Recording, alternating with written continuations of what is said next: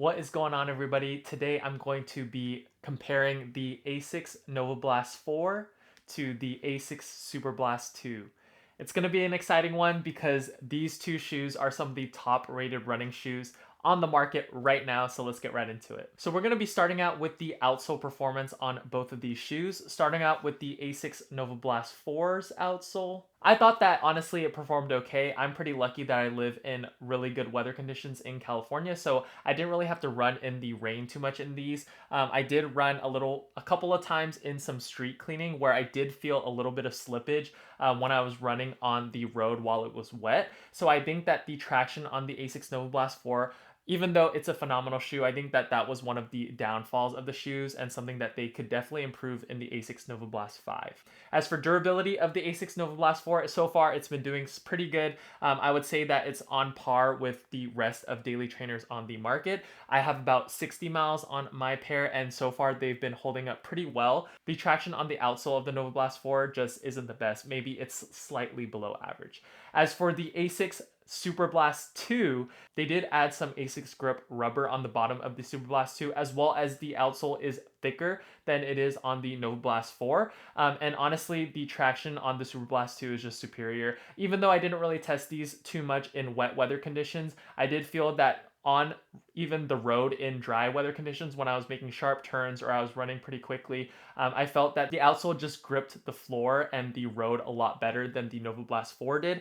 So if traction is a big deal to you and you're deciding between these two, I would say the Superblast 2 has a little bit better traction. Now, I do want to note that I haven't tested these extensively in wet weather conditions on the road. So if you live in a very rainy area, you might want to watch a couple other reviews to see if they've ran in wet weather conditions. I do think that these are going to still slip a little bit in the rain. They're not like the Adidas Continental rubber outsoles or Puma grip outsoles. Those are the top rubber compounds from a running shoe perspective in my experience. But I think that the Asics Superblast 2 definitely has better grip than the Novablast 4. So that's something to keep in mind. As for durability, I don't have as many miles on the Superblast 2 as the Novablast 4, but I do think that this outsole is going to last longer just because the outsole is a little bit thicker than Novablast 4's outsole. So take that with a grain of salt. Overall, if traction is a super big deal to you and you're only deciding between these two shoes, definitely go with the Asics Superblast 2. Now let's move on to the cushioning of both of these shoes. I'm not going to go through the full specs of each midsole just for time's sake.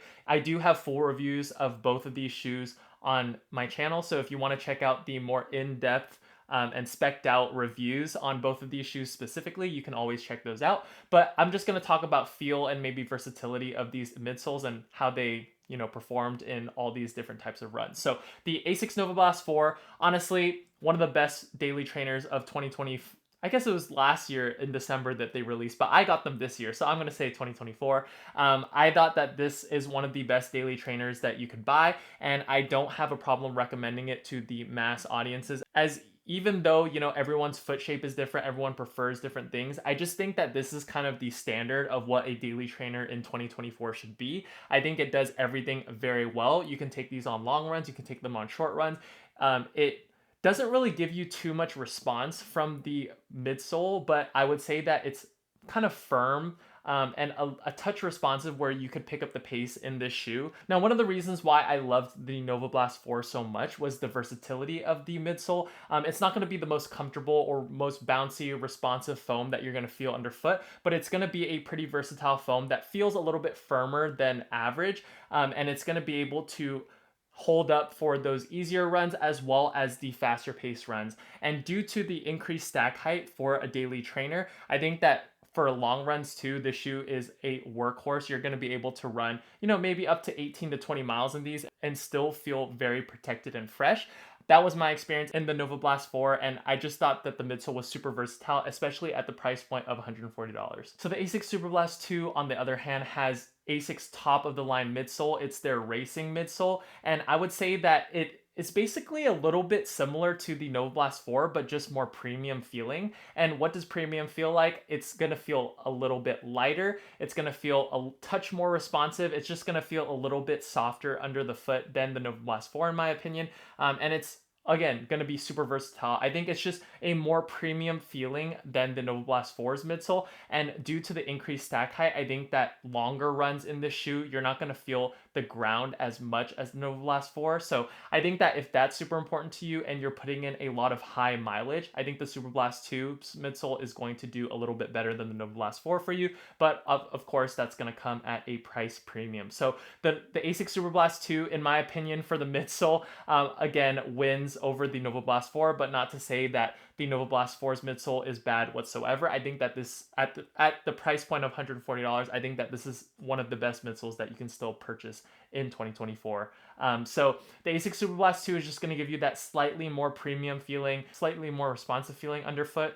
So if you're willing to pay that extra premium for that stack height as well as the premium feel, then the Superblast 2 is going to do better. So I think both shoes you can take on longer runs, faster runs. They're both very versatile shoes, but I give the edge to the Superblast 2 if you're really choosing between these two, because I mean, it's hard to compete when you're putting your top of the line race foam and increased stacked height into a shoe. So it's tough to compare these two, but it is what it is. The Superblast 2 has the edge over the Novablast 4. Now, as for fit and the upper, this is where it kind of gets confusing just because I went half a size down in the Novablast 4. In my opinion, it ran a touch long, whereas I did go true to size in the Superblast 2. The Superblast 2 does have a very generous amount of volume in the forefoot, which I personally really liked because I do have a little bit of a wider foot. So true to size went really well for me. I think that wide footers are going to enjoy the shoe because it does have some room in the toe box for that extra pinky toe space. Both shoes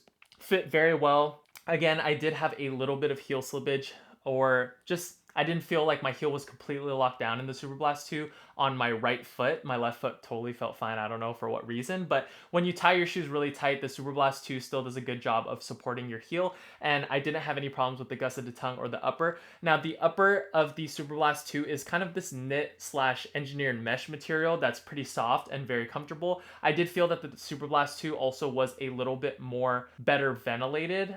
There is a couple more mesh holes throughout the shoe, whether that's the tongue or the upper. So I did feel the breeze slightly when I was running at faster paces, or I felt that the wind was really hitting my feet. So that's something that I would give the edge to the Asics Superblast 2 over the Novablast 4. Now, in my opinion, it's hard to compare them because I did go half a size down in the Novablast 4. I thought that the Novablast 4's upper just felt completely better on my foot. I felt that my heel was completely locked down. My feet weren't going anywhere. It was that kind of snug and tight fit that I personally really like in a running shoe. And it's kind of hard to compare because I did go half a size down in this shoe over the Superblast 2, but both shoes fit very well. I would just say that the Novablast 4 fit my foot a little bit better due to going half size down. And maybe one of the cons of the Novablast 4's upper is that it is poorly ventilated. I did feel my feet get really hot in this shoe, even though I have an all white colorway. There just isn't a lot of breathing room, or there's not a lot of perforations throughout this shoe to give it that breathability. So if you run in a very humid area or a very hot area, or you maybe just have sweaty feet, I think that the Superblast 2 is going to do a little bit better for you. But if you do like a nice snug fit or just a nice fitting upper and you like your heel to feel completely locked down, in my experience, the Novablast 4 is superior to the Asics Superblast 2. So overall, which one should you pick?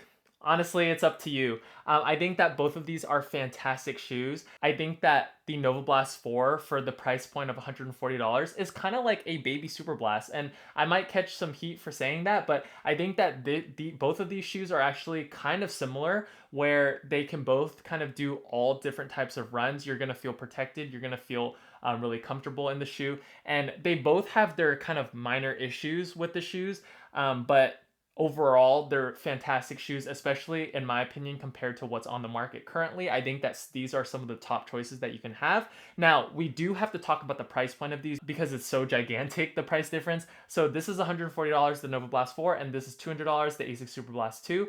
And I do feel that for the value and for the money, the Novablast 4 is going to be the better option for a wide majority of people. Now, with that being said, the reason I say that, I guess the average runner doesn't really need what the Superblast 2 offers, and maybe they wouldn't want to pay $200 to feel what the Superblast 2 feels like. I think if money is no object, the Superblast 2 is just hands down better shoe overall. But if price does come into mind, I think that the Novablast 4 is going to be more than enough for the everyday runner, or maybe the runner that's training for a marathon or a half marathon, that's maybe kind of getting into running too, or doesn't run over 100+ mile weeks. I think that the Novablast 4 is going to be more than enough.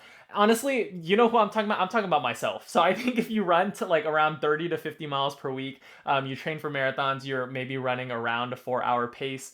I like that's me. I think the shoe is perfectly fine. I think that it's very comfortable and it's a very versatile shoe. Maybe I'm just singling myself out, but I think that the Superblast 2 is a premium feeling Novablast 4, like a super premium feeling Novablast 4. And I think it's nice because I mean obviously I'm into shoes, but it's nice to have and it's nice to run in. But for $200, I think that it's a bit much. And maybe if you're not a super sneaker obsessed person like myself, I don't think you need to spend $200 for the Super Blast 2 when the Nova Blast 4 is readily available. So that is my opinion on the topic. But if you're really into shoes and you want to try the top of the line shoe, the Super Blast 2, I think that you should go for it. It's an amazing experience. It's one of the best shoes I think currently on the market. And there's a reason why it's so popular. I also do think that for durability as well, I've said it in my review too. I think some reviewers have already put 300 plus miles on this shoe, and people have reported on their Superblast ones that they lasted for around 600 to 700 miles. So if you do the math, I mean, if you can get two shoe life cycles from one shoe, the Asics Superblast 2, then it's well worth the $200 price point. But I know that it's an initial investment up front. So I think for the wide majority of people, the Novablast 4 is going to do perfectly fine. A fantastic shoe. I can't wait for the Novablast 5 to come out later this year. And if you're into the premium daily trainer or you want an experience, go for the Super Blast 2, pay a little bit extra. And especially if you're putting in a lot of miles, a lot of weekly mileage, this shoe is going to really take care of you. The Nova Blast 4 will too as well, but this is just going to be that slight edge over the Nova Blast 4. So that's going to pretty much wrap up my comparison between these two. Honestly, it was hard to make this video because I love both of these shoes a lot. I just think, for the price point, maybe the Nova Blast 4 is going to be a better option for majority of people, but both shoes, you cannot go wrong. I will guarantee you that. I think that if you pick either of these shoes, you should be a happy runner. So that's going to pretty much wrap up the review. Thank you guys so much for watching, and I will see you guys in the next running shoe review, race vlog. I don't know. We'll see. So thank you guys so much for watching and supporting the channel. It really means a lot to me. Please make sure you like the video and also subscribe if you're interested, and I will see you in the next video.